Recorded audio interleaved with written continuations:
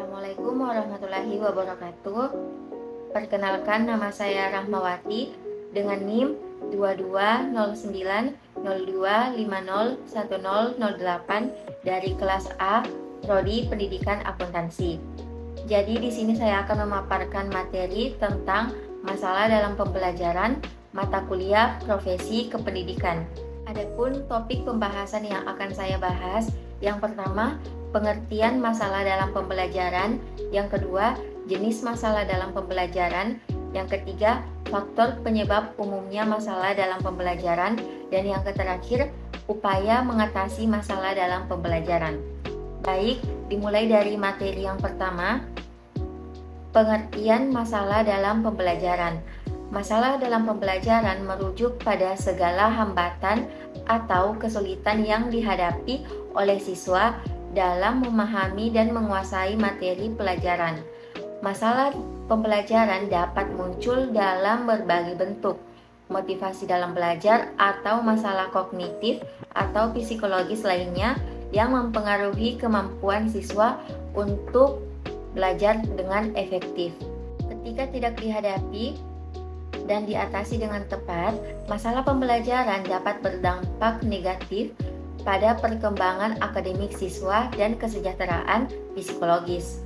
Nah, permasalahan dalam pembelajaran dapat dibagi menjadi dua bagian besar, yakni masalah dalam pembelajaran yang dialami oleh peserta didik dan masalah dalam mengajar yang dihadapi atau dialami oleh pendidik. Yang kedua, materi dari jenis masalah dalam pembelajaran. Adapun yang pertama dari segi guru, yaitu guru mendapat kesulitan menerapkan metode pembelajaran yang tepat dan bervariasi. Kedua, guru kesulitan dalam mengembangkan media pembelajaran yang sesuai. Dan yang ketiga, komitmen, kinerja, dan keikhlasan guru dalam merencanakan dan melaksanakan pembelajaran belum sesuai harapan. Adapun dari segi peserta didik, yang pertama minat baca, motivasi belajar, dan daya nalar peserta didik relatif rendah. Yang kedua, mudah terpengaruh oleh dampak negatif teknologi.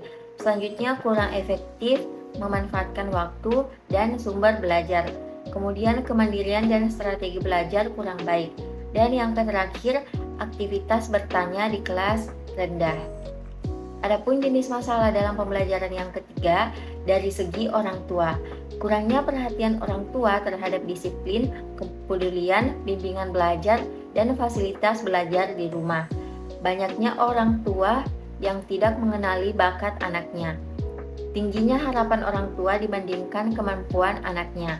Dari segi pemerintah, kurangnya optimal perhatian pemerintah dalam mengadakan sarana, fasilitas laboratorium, dan buku-buku perpustakaan sekolah. Dan adanya intervensi birokrat yang terlalu jauh terhadap kebijakan pendidikan, misalnya pengangkatan kepala sekolah.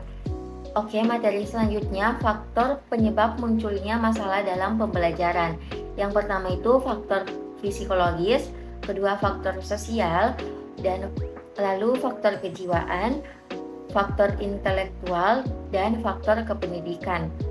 Selanjutnya, materi upaya mengatasi masalah dalam pembelajaran. Dari segi guru, guru harus menguasai kompetensi guru yang meliputi kompetensi pedagogik, kepribadian sosial, dan profesional.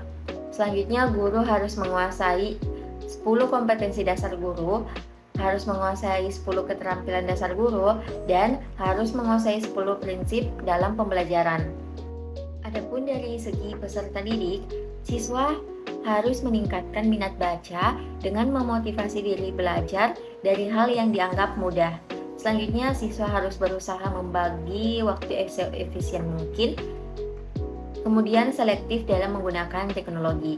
Dari segi orang tua perlu meningkatkan kepedulian terhadap prestasi belajar anaknya dengan mengontrol penggunaan teknologi dan mengenali bakat anak sehingga dapat mengarahkan untuk menekuni bidang yang tepat.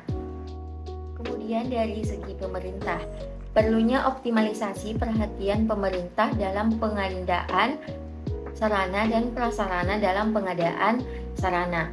fasilitas laboratorium, dan buku-buku perpustakaan sekolah, dan meminimalisasi intervensi birokrat yang terlalu jauh terhadap kebijakan pendidikan.